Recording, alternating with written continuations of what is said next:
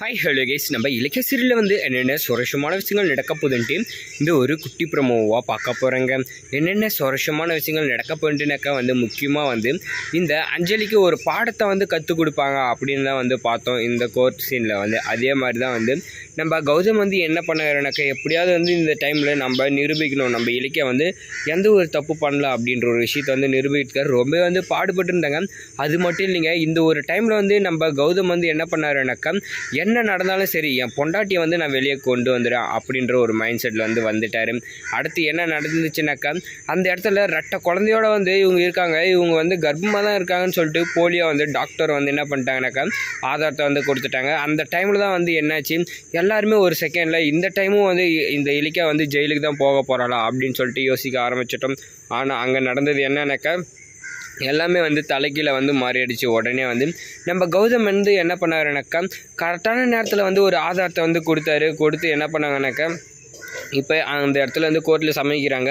அவங்களும் என்ன பண்ணுறாங்கனாக்கா, ஜட்ஜும் பார்த்துட்டு ஓகே சரி இவங்க கர்ப்பமாக இல்லைன்ற ஒரு விஷயம் இந்த டாக்டர் போலியான சர்டிஃபிகேட்டை கொடுத்தாங்க அப்படின்ற எல்லாமே ஈஸியாக கண்டுபிடிச்சிட்டாங்க. கண்டுபிடிச்சதும் என்ன ஆச்சுனாக்கா, இவளை தூக்கி 6 மாதம் உள்ளே வைங்க அப்படின்னு சொல்லிட்டாங்க.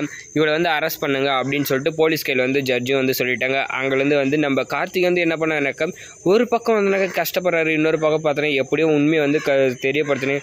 ரொம்ப நன்றி அண்ணி, இவளை என் பொண்டாட்டியை நினச்சி நானும் பெரிய பெரிய தப்பெல்லாம் பண்ணிட்டேன். என்னன்னாக்கா, இவளை நம்பி நானும் பிஸ்னஸ் ஸ்டார்ட் பண்ணி எல்லா விஷயத்தையும் சொல்லியிருந்தேன். அப்போ எல்லாமே கெடுத்துட்டு இருந்தது எல்லாம் இவதானா அப்படின்னு கேட்கும்போது, இன்னொரு விஷயம் உனக்கு சொல்லவா காட்டி, உன்னை கடத்தினதே இவதான்டா அப்படின்னு சொல்ல ஆரம்பிச்சிட்டாங்க. சரி சொன்னதும் நம்ம கார்த்திக் என்ன பண்ணானாக்கா, இதுக்கு மேலே அவள் எனக்கு பொண்டாட்டியும் கிடையாது, நான் அவளுக்கு புருஷனும் கிடையாது, இவளை என் வாழ்க்கையை விட்டு இது பொழுது தூக்கி எறிகிறேன் அப்படின்னு சொல்லிட்டு இவளுக்கு டைவர்ஸ் இதுணும் அப்படின்னு சொல்லி பேச ஆரம்பிக்கிறாங்க.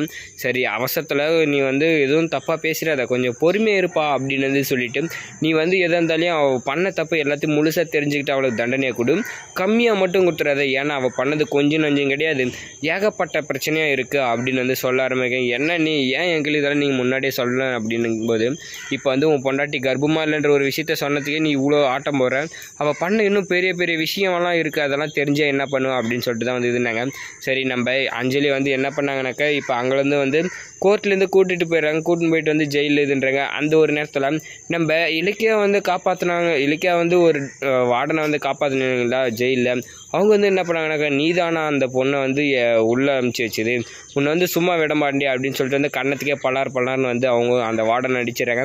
அடிச்சதை பார்த்ததுமே அங்கே இருக்கிறவங்களாம் இந்த வார்டன் சரியானவளாக இருக்கா அப்படின்னு சொல்லி அவங்க மேலே ஒரு பகையை வச்சுக்கிறாங்க. ஆனால் அவங்க இலக்கிய மேலே பரிதாபப்பட்டு அவளை தப்பு பண்ணாங்க இல்லைங்களா, அதுக்கு சரியான தண்டனை கன்னத்தில் ஒரு அறை கொடுத்து வேறு லெவலில் கூட சொல்லலாம். இதை பற்றி நீங்கள் என்னன்னு சொல்லிட்டு கமெண்ட் பண்ணி வீடியோக்கு லைக் போட்டு சேனலை சப்ஸ்கிரைப் பண்ணிக்கோங்க.